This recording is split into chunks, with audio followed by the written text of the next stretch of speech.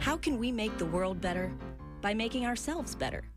The Dr. Joe Show explores how you can make positive personal change by using his groundbreaking and highly effective I Am approach to understand who we are and why we do what we do. Your small changes can have big effects. Join us now for the Dr. Joe Show with your host, Dr. Joe Schrand. Well, welcome everybody to the Dr. Joe Show. It is so wonderful to have all of you guys listening every week. I so appreciate it. You know, as I've said, every week there's so much going on in the world at a global level, so much stress, so much anxiety, so much conflict. And yet here we are, truly surviving all of this, hopefully in a way that reminds each other of our value, because that's what we really need more than ever. There's a lot of cortisol going on out there, as you guys know, the stress hormone, but we can overcome it by simply having faith, reminding each other of value, and recognizing that there is enormous strength. There's enormous strength in communities, but each individual, each of you has remarkable strength. And that's part of how we endure. That's part of not just how we survive, but how we thrive. But sometimes that biological domain really gives us a challenge. I mean, we talk a lot about our social domain, our home domain, the IC, the way we see ourselves, the way we think other people see us. But that biological domain sometimes decides, I'm going to make a real challenge for whoever you are.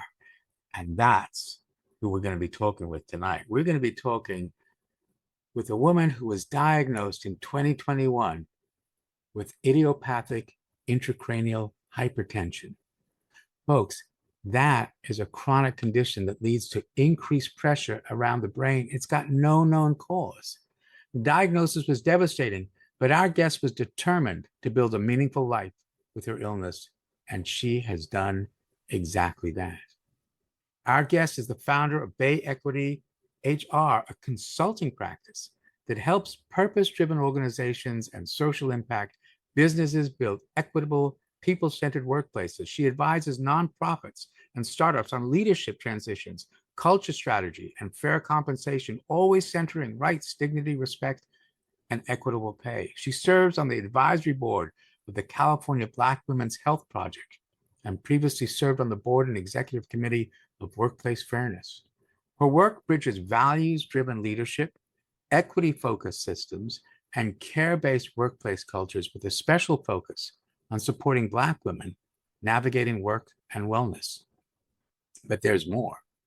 She is a certified mediator, an avid traveler, and a newly certified, get this, open water scuba diver. That sounds really cool.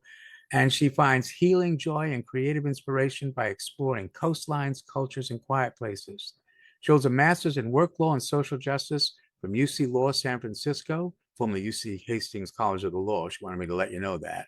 Her work has been featured in the Washington Post, HuffPost, Teen Vogue, and she's written this remarkable book, Because I Deserve It: What Chronic Illness Taught Me About Finding My Voice in the healthcare system.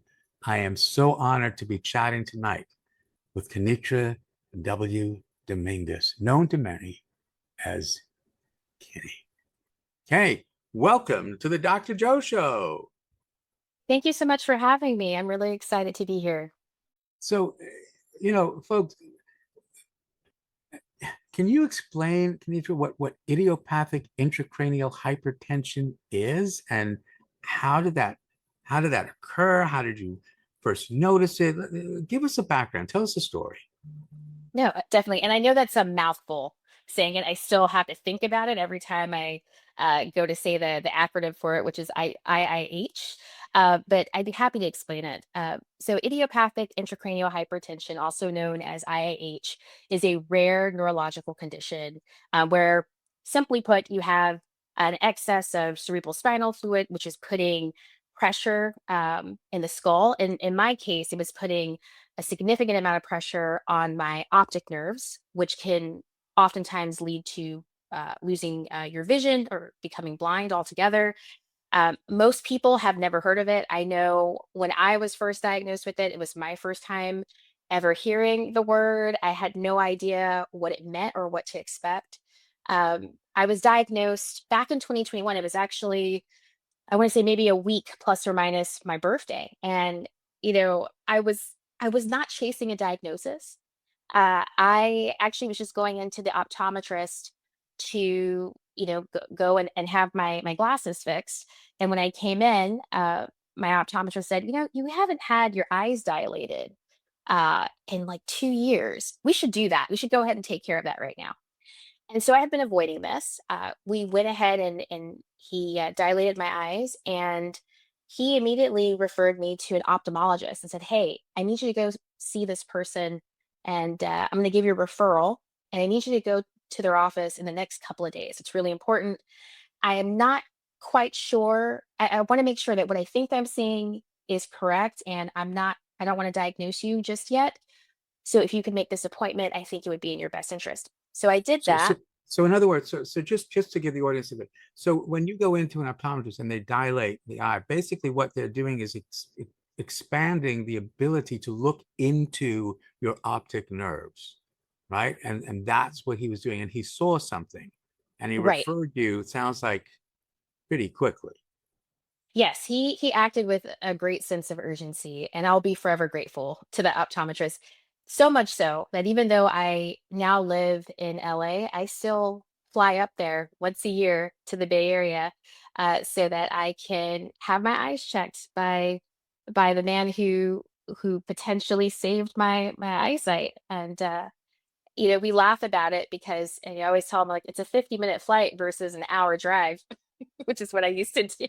So in a way, it's not so bad. But no, that's exactly correct, Dr. Joe. That's what happened. I went to see the ophthalmologist, and they told me to run, not walk, to the Man, ER. wow. And at that point, again, it was sort of devastating because at that point, I didn't know what this was. It's different. I think, I've often thought about this. If someone had told me, you have diabetes, I have a sense of what that is. I know people who have that condition. I have a sense of how that happens. I have something to ground myself in. When I was diagnosed with IIH, I had no point of referral. Like, I had no reference point to really understand what was going on. So at that point, I went to the ER. I went through a series of tests. I had different MRIs done. At that point, they also just wanted to eliminate any other potential diagnoses, which would include brain cancer or meningitis. I heard the word brain cancer, my blood pressure immediately, I went up. bet. I Because at that bet. point, yeah, at that point, I'm just thinking to myself, "Well, I don't know exactly what IH is, but I would rather have that than brain cancer." And so I went through a series of tests. I was admitted to the hospital, overnight, and then my diagnosis was confirmed. And that is the day that my journey really started with IIH, and it's been a long one at that. Yeah. It's it's uh it's got to be terrifying. You go in for a routine check. Now, just so folks understand, idiopathic means that we don't really know what is happening, why it's happening. Intracranial means inside the brain, and hypertension, you all know what hypertension is. So just so people understand, the medical risk here is enormous, not just for your optic nerves, but you could basically push your brain out of your spine. I mean, basically, it can rupture, and that. How did you begin to not manage it? I want to go back a little bit before that. Were there any symptoms? I mean, I read the book. Yes. You want to tell the folks, not to scare you folks, but listen to Keni and what she was experiencing. Yes. So the funny thing about it is, I definitely had had symptoms. I just didn't know what it was. And I was what I refer to as I think a lot of people are underdiagnosed. And in my particular situation, for several years, I had been experiencing really severe what I thought at the time was migraines because, I had went to several PCPs. I was referred to different neurologists. I had, you know, I had different MRIs done, with and without contrast, just so they could get a better look at the brain. And it would always come back the same. Some of the responses that I received from doctors were, oh, it's just chronic stress. You need to de-stress. Also, the most common diagnosis I would get is just, oh, you have severe migraines. We're going to put you on a medication. And after going, multiple times to different doctors and even going to different like alternative doctors to see if they could pinpoint what was going on with me and my body, because my whole left side of my body would feel numb and I would have severe headaches that would last from, several days to a week. And I was just sort of living with the pain. And I think for me, I just eventually gave up on trying to figure out what this was and just started to accept the fact that maybe I just have really severe migraines and this is just something I'm going to have to deal with my entire life. And so that's what I mean by not necessarily chasing a diagnosis at that moment. I wasn't looking, to see what was going on at that moment when I went to the optometrist. I had sort of just accepted this fate of having severe migraines, and it was really just luck and a little bit of a fluke. My husband actually was the one who kept sort of gently nudging me to go to the optometrist to have my eyes checked. And if it weren't for him, and I always credit him for driving me there and for giving me those gentle nudges, I mean, I might have gone another year, and who knows what stage I would have been at that point in the disease, and how my quality of life would have changed. Well, certainly, lucky that you went in at that time. And, not to dismiss this, but I feel sort of lucky as well because like every 15 minutes I get to listen to our sponsors because we wouldn't be doing this show without them. So that's the luck that I bring to this, Kenitra. And so with that in mind, we're going to take a quick commercial break and listen to our sponsors. We'll be right back with Kenitra Dominguez. And we are back with the Dr. Joe Show, Kenitra Dominguez, talking about something that's really powerful, idiopathic intracranial hypertension. But her story, the book, Because I Deserve It, What Chronic Illness Taught Me About Finding My Voice in the Healthcare System. Kenitra, can you first tell me the title, Because I Deserve It? How did that come up? Tell me about that. When I was first working on the book, when we were first just in the outline stage, I tried out a couple of different titles and nothing really seemed to fit. And so I decided I'm going to wait till I get, further out in the writing process and I'll get back to this. So once I started to sort of wrap things up with the book, I went back to the title and I did like a free writing exercise to help me sort of ideate a bit on what titles would work for this book, and I kept coming back to one word, which was deserve. And I was like, okay, so why am I doing this? Because people deserve it, right? And then people deserve to know how to have better health outcomes. People deserve to know how to advocate for themselves. And then the follow-up question to that for me was, well, why do people deserve good care? And the thing that stopped me in my tracks was simply because you exist, because you're a Right. human being.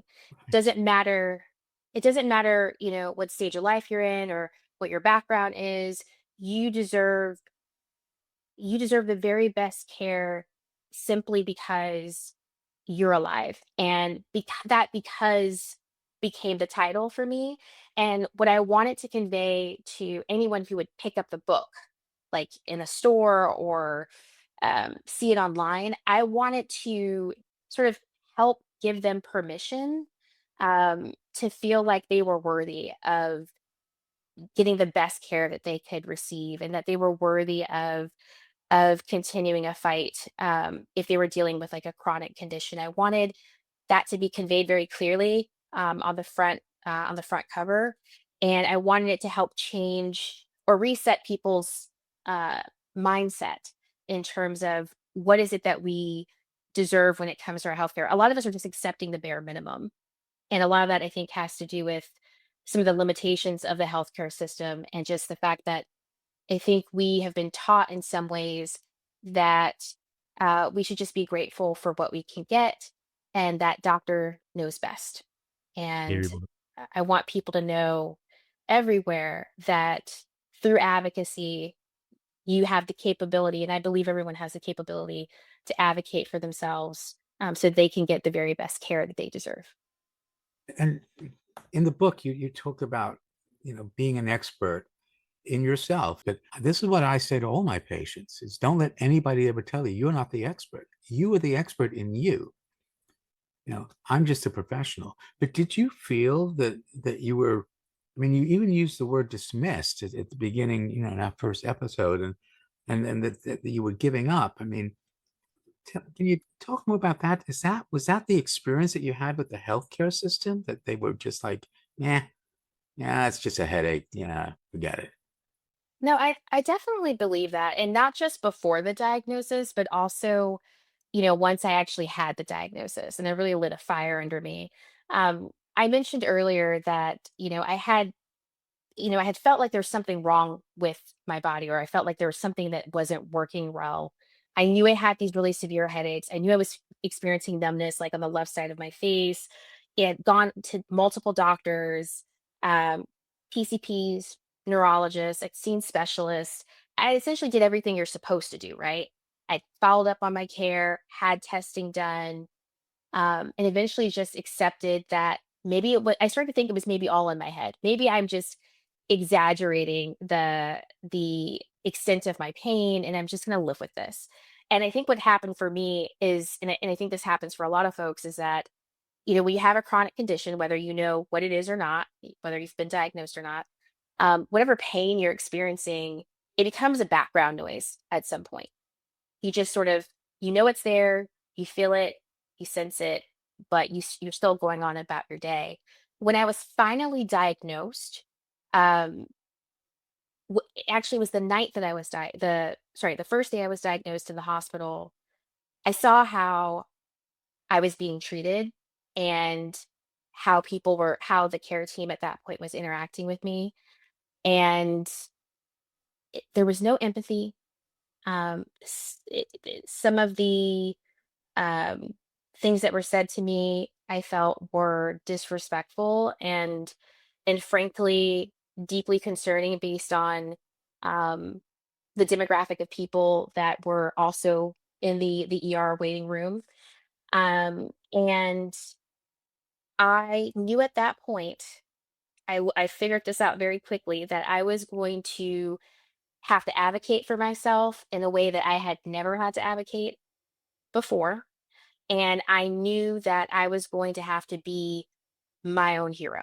And what I mean by that is I couldn't rely on anyone really in the healthcare system. I was really going to have to figure this out initially on my own and start to figure out how to build my care team, because what I was experiencing in the hospital that day was not it. Yeah, you know, I I want to apologize for all the physicians, all the medical people who do that because I think that happens a lot. You're so generous in the book with it though, because you acknowledge, well, some of these people are really burnt out and they're stressed out and they've got so much stuff. So I think it was very generous of you, but that's not an excuse. I mean, it's your life. You're there trying to manage this. So the book is really a guideline. Would you say that that's fair to it's a guide for other people how to manage not just IAH, but any chronic condition, any medical condition, whether it's chronic or acute. How do you manage the healthcare system? Is that fair to say? No, absolutely. I mean, I wrote the book to be the map I didn't have that I wish I had when I was first diagnosed with IH. And you're absolutely right. It's meant for anyone who is experiencing sort of navigating the healthcare system who has a chronic health condition. Um, I wanted to highlight and raise awareness about this sort of rare neurological disease, but it was written on the basis that anyone who was experiencing these issues navigating the healthcare system, it would be a map. It would serve as a guide to hopefully save them time and energy, and also to give them some hope. I'm realistic with that hope. I know that, you know, everyone's at different stages in their condition and will have varying results, but I wholeheartedly believe that if you read this book and you follow it, that you should experience better outcomes. Doesn't mean that whatever you have is going to go away magically or anything like that, but I do think it is a great tool for navigating the healthcare system. Yeah, and I'm just going to change one word from if to when. It's not if our audience reads the book, it's when they read the book, because they got to read this book. First, how do they find the book? How do they get it, Kenitra? That's a great question. So the book actually launches officially on July 7th. My book, Ooh, yes, very excited, first very time exciting. author. But you can actually grab it you can pre-order it on Goodreads. You can also find it at bookshop.org and also on Amazon. And you'll be able to grab it through my website, which is Keni, Keniw, Dominguez.com. And you can also, if you're interested in following me, I'm also on Instagram at Kenny W Dominguez. Great. Um, Folks really get, and it's it's under 100 pages. I mean, how did you capture so much information? I could never do that. I have to edit out like 200 pages to get down to. How did you do it? What was your process in writing it? There, it was a lot of editing. Like it was my first book. I've never written a book before. I was completely new to the process. I first started with an outline, so I could really try to crystallize my ideas and make sure that I put the most powerful, actionable information up front. I intentionally wanted this book to be short. It was hard to get it there, but the reason why I wanted it to be under 100 pages is because as someone who, you know, suffered from a chronic condition, I didn't have a lot of time. And I wanted to write to the people I'm trying to reach. So knowing that this person most likely doesn't have a lot of time, may be very tired, uh, in a great deal of pain, trying to manage that, trying to manage the rest of their life. I wanted to hand them a map that was easy to digest, where they could get key information up front that was uh, very actionable. That was really important to me. I didn't want it to come across as theoretical. I wanted it to be, I describe it as like a half self memoir, half guidebook, because I wanted to relay my experiences in a way that uh, other people could maybe find something that resonated with them in a real experience from a person, but grounded in, here's actionable advice that you can take. Here are things that you can do on day one of your diagnosis. Here are things that you can do if you're in the middle of that diagnosis, and trying to manage your condition. It was really important to me that I always tried to keep the reader, my main audience, at the forefront, and try to create a tool that was manageable, that would really work for them. Yeah. And it is the chapters are very readable. Um, and it is so important to have tools to help us through this. And one of the things that I'm delighted about is I have my sponsors who are the tools that help me through all of this. So with that in mind, we're going to take a commercial break, listen to the tools our sponsors have to offer, and then we're going to come right back with Kenitra Dominguez. We'll be right back with the Dr. Joe Show.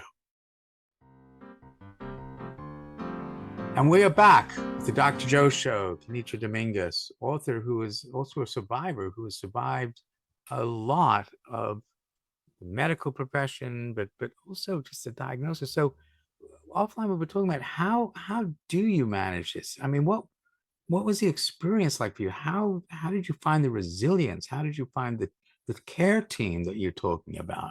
What was the journey? You know, after that first day in the hospital, when I first received the diagnosis, I just went home, and I remember it feeling, it was an incredibly lonely feeling, because I'm newly diagnosed. I don't know a lot about this disease. I know next to nothing. Um, and I don't really know what lies ahead for me, whether that be challenges or other, side effects, how I was going to tolerate the medication. The first 4 months of this diagnosis was absolute hell for me. I would not wish this on my worst enemy. When I returned home, because I had had a lumbar puncture and had just an excess of cerebral spinal fluid.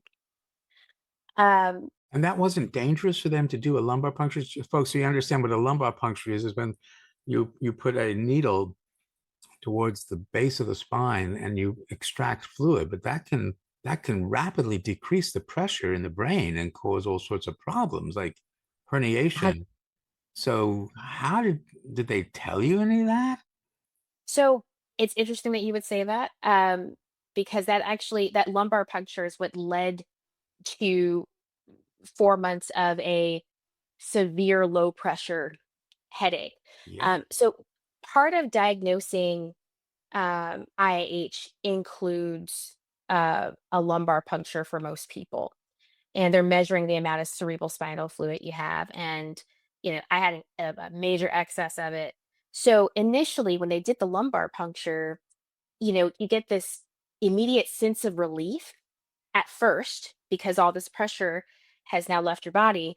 But what happens next led to an incredible amount of suffering for me for the next several months, which was I was immediately put on a medication called Diamox, and it's a pretty serious medication. But because I was put on it so quickly and so soon, it's kind of like a balloon. You let all the air out of a balloon, and then there's nothing really left. I just had that lumbar puncture, so it was almost too soon to give me Diamox, and I started taking it immediately. So it resulted in this horrible headache that uh, lasted for months. And it lasted for months because part of navigating the healthcare system when you're trying to find care, the hardest part sometimes is just getting an appointment. And this was during, peak COVID. So no one was allowed in the emergency room with me. Um, Eventually, they let my husband uh, come in, and that was after I had advocated for someone. I'm glad he was there because I would have fell over on the table. No one was even looking or trying to pay attention to see Gosh. if I would Oh my fall God. off. Yeah, and that was I had because of now I know it's because I had so much pressure, and Yeah. it was released so quickly. And they just let me go, and they didn't really give me any instructions on care. When I got home, I was just told, here's my prescription. I remember talking to the neurologist that was assigned to me at the hospital because since it was during COVID and my PCP had left and moved to LA and I was still in the Bay Area, I technically didn't have a PCP. So it was really difficult for me to try to see a neurologist without that referral. And so it took me about 3 months before I could get into UCSF um, healthcare system so that I could see a neuro-ophthalmologist. Uh, and once I did, that was actually when I first started to get some relief. Uh, they immediately took me off the Diamox for a week. That was the first time I felt like I was treated like a human being was when I went to UCSF and was able to get into their neuro-ophthalmology clinic. And the first thing I'll never forget that the doctor said to me, she held my hand and said, "I read your file. I'm so sorry that this took so long to get you into an appointment. It shouldn't have taken this long, but I'm very sorry." And it was very genuine. And she told me that we were going to get through this. And it helped to hear someone say we versus just you. I felt like I finally had somebody for the first time on my team and someone who really cared and had great bedside manner. And she told me to trust her and that she was going to ask me to do some things that maybe, seem counterproductive, but she was very confident that it would work. And so, we began doing some things trial and error based. And that was the first time I started to feel some relief. In the middle of all that, before I can even get to this doctor, um, the first 3 months of this diagnosis, uh, I was not able to drive. Um, I had severe tinnitus in my ear, a constant ringing. So I could never go to sleep. I had this horrible, severe low pressure headache. The medication that they put me on actually caused me to have severe nightmares. So then I was afraid, to go to sleep. So I wasn't sleeping. I was like in year, um, I was in a year for my business where it was really starting to grow, and I could only work maybe 3 hours at best without, feeling like I was going to pass out. And I, I don't know, even just thinking about what those first few months felt like, um, it was very traumatic for me. I'm very lucky, and I recognize that I had a really great uh, support system. My parents were really wonderful. Because I couldn't drive, they would drive me to my doctor's appointments. I lived about an hour away, or a little over an hour from UCSF. But it was the best care that I could receive, and I wanted to give myself, the best chance at, going into remission and getting this under control. Um, they would drive me, they would sit there and wait for me. The appointments I would have with the neuro ophthalmologist would last hours, like 3 hour appointments where they're doing visual acuity tests and taking lots of images.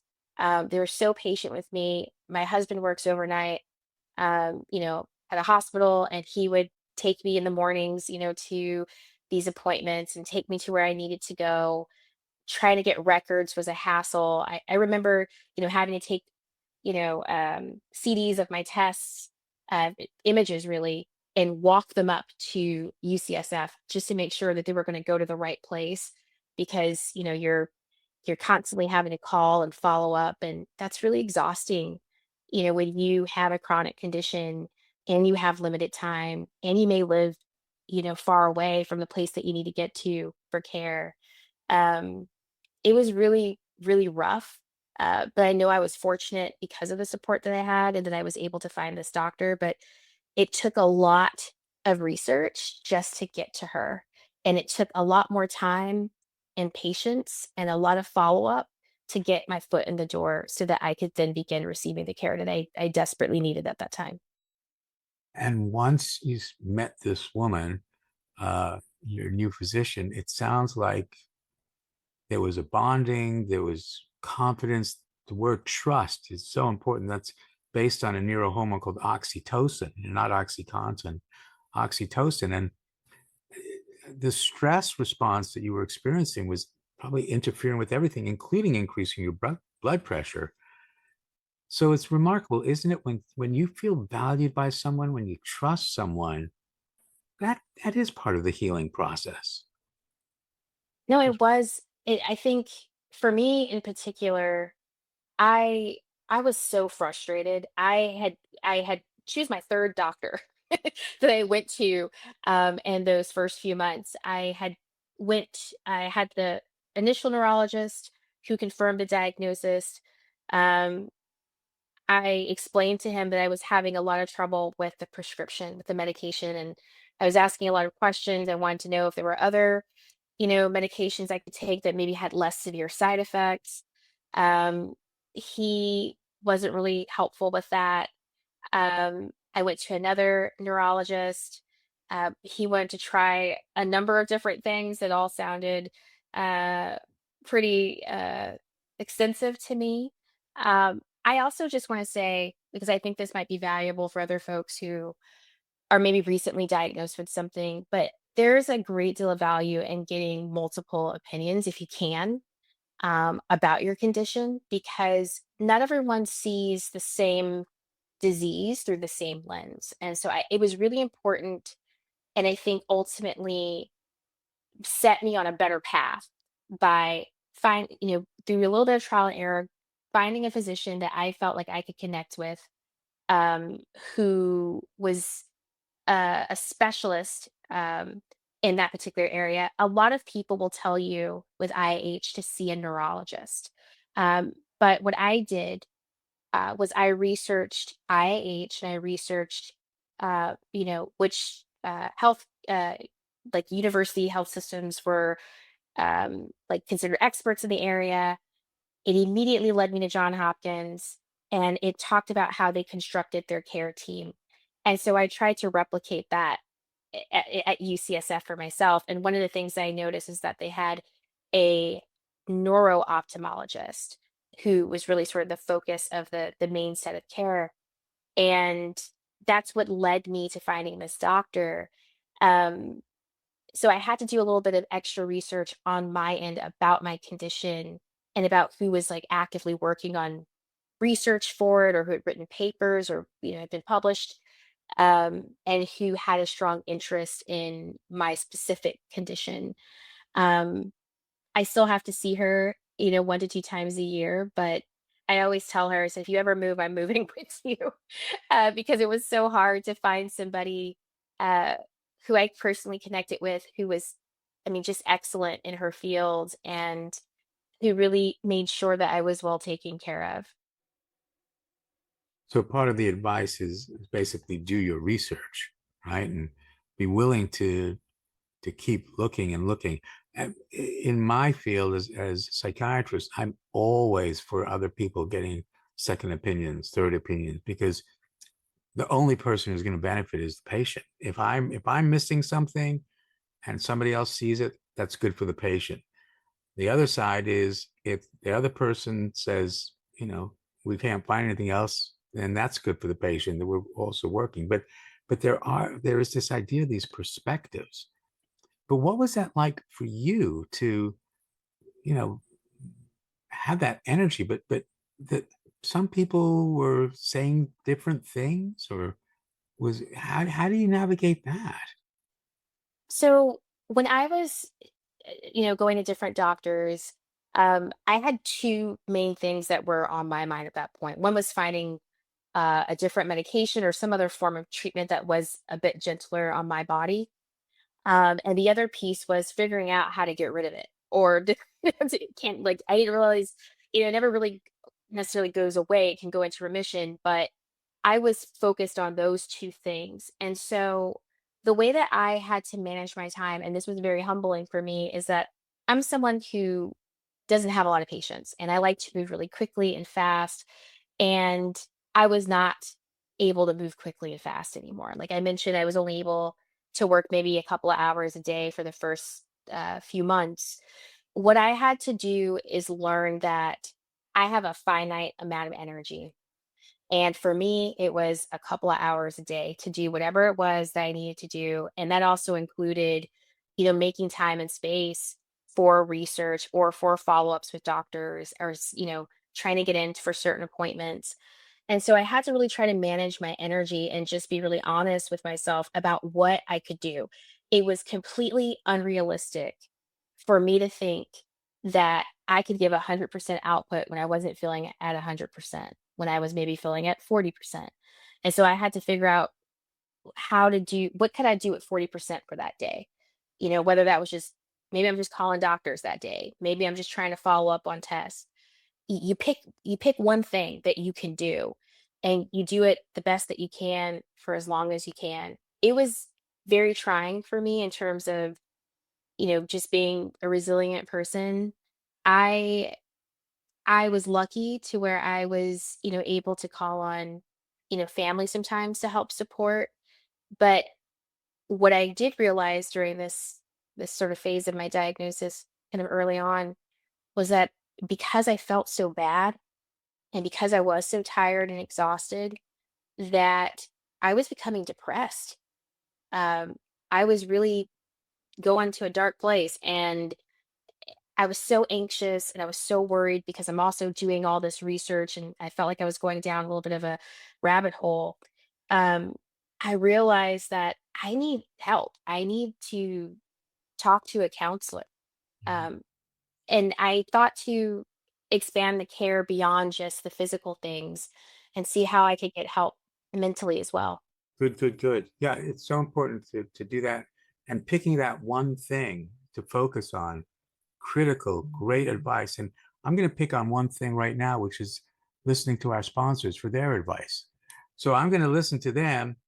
We'll take a commercial break. We'll be right back with the Dr. Joe Show. You know, it's really a powerful story. I mean, I don't need to tell you that, but how are you doing now? Uh, Now I'm doing a lot better. I'm scuba diving, which is something I never thought I was going to be able to do, especially with the IH with pressure issues. Um, it has taught me this in some ways, and I mentioned this a little bit in the book. I'm grateful for the experience, not the disease. Uh, it has really helped me to have a lot of gratitude for life in the moment and not focusing so far ahead. I used to be someone who would think very far ahead in the future. And I wasn't really enjoying what was right in front of me. And so I do that a lot more these days. And I'm grateful for every day that I don't have pressure headaches and every day I don't have tinnitus and all those other things. Um, I'm just trying to live every day like one day at a time. And I'm just grateful for everything that I have right now. Yeah, it's would you say that that is success? I enjoy that, you know, towards the end of the book, you talk about redefining success. Um, One of my definitions of success is when you love going to work and love going home, because that's I love really that. success.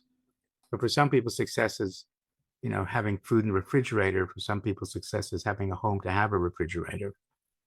For some people, success is just waking up. So when you were feeling depressed like that, was that success, just being able to wake up? At that point, success for me was honestly just getting to the next day. Um, I felt so much burden. Um, and at the same time, I didn't want to be a burden on my family um, because I was experiencing so much physically and also feeling so much emotionally. And just there was a lot of fear I had. Um, Success became, can I wake up in the morning and get up, walk around without my like heart rate going too high, and can I work for 3 hours straight without feeling nauseous or sick or feeling like I'm going to pass out. My goals for the day became much incrementally smaller than what I would have had in the past, and that was really difficult for me because I remember I think success changes for us as we get older and as we have certain life experiences. I've certainly adjusted them when I was diagnosed with IAH. Um, Success has morphed for me, um, but at that point, it was, can I get to the next day? Can I do a little more each day instead of focusing on all the things I felt like I couldn't do? Well, still here, Kenitra. Um, I want to get to the two truths of the I am, if it's okay with you. The I am is basically saying that we're all doing the best we can, that, this is my current maximum potential, um, but influenced and responding to four domains: the home domain, the social domain. And we're talking about both of those here. Certainly, how your social domain has had a huge influence. Those two domains are outside. Then the internal domain is the biological domain of your brain and body. You're hungry, tired, digesting lunch, being diagnosed with a chronic condition. And then the I see domain, the way I see myself, the way I think other people see me. Human beings are very interested in what other people think or feel. We call that empathy. But what we really want to know is, what are you thinking about me? And do you see me as valuable? So because these four domains interact, a small change can have a big effect. We don't need to change everything. So based on what we're talking about tonight, Kenitra, what small change can you recommend to our listeners? That's a great question. So for me, I think that sometimes, and I love this because I think that we often feel like change has to be, you know, just has to be significant in terms of size. So I love the idea of the small change with a big effect. Um, I think from this, talking about what we're discussing today, I think when we go into a doctor's office, we oftentimes have 15 minutes, and that's not a lot of time for you to get out as a patient what you need to say, or for the doctor to have an opportunity to really dig into details with you. So I would say a big change, a small change, I'm sorry, with a big effect would be before any appointment with a doctor, I want people to think about just writing down like your top 3 questions that you have. Or if you don't really have a lot of questions or you don't know what to write, maybe just 3 things you want, 3 topics you want to discuss. And it's really tiny, but just having a sense of what you want to discuss and what you want to cover, it changes the dynamic of that visit, because now you are not just showing up as a participant, right? um you are engaging and interacting in that conversation beyond observer, and I think a lot of us walk into that situation as a passive observer waiting for a doctor to tell us what to do, or what's wrong. I want people to remember that, um, you it doesn't take a lot. It can be, a little thing that you do, just having a sense of what you want to talk about. So you can also make sure that you don't forget what you needed to talk about the most, or what you wanted to follow up on, whether it's a test or something regarding your medication. But I think doing those things can really help create a small change that has a big effect for a Yeah. patient. And so basically being prepared and going in there and showing that you've done your homework and that you have certain questions that you want answered, and that you then can understand the information that's being communicated to you. So, folks, that's a really important thing, because very often we will go into a doctor's office and just think, well, I'm just here as the patient. They're the doctor, and they'll tell me what to do, as opposed to being active in that role as the patient. So, great small change. Second truth of the I am, personally, I think is actually even more powerful, that everybody has one. Everybody is interested through their IC domain what you think about them. And that has an effect on their biological domain, because it feels different when you feel respected or disrespected. And because we are part of someone's home or social domain, the second truth of the I am, you control no one, you influence everyone. And you get to choose the kind of influence you want to be. So, Kenitra Dominguez, author of Because I Deserve It, What Chronic Illness Taught Me About Finding My Voice in the Healthcare System, woman who has managed the diagnosis of idiopathic intracranial hypertension. What kind of influence do you want to be?